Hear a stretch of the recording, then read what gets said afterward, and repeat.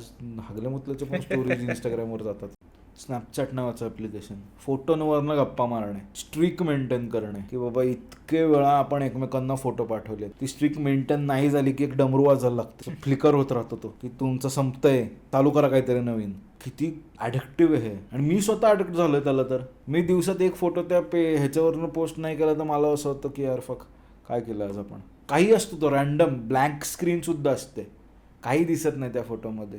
Random लोक added आहेत, तुमच्या कॉन्टॅक्ट्समधली लोक ॲडेड आहेत, तुम्हाला माहिती असलेली लोक ॲडेड आहेत. सगळ्यांचा एक ग्रुप सॉर्ट ऑफ केलेलं आहे. एक फोटो काढायचा, ते टिक करायचं आणि पाठवून द्यायचं. आउटपुट 0.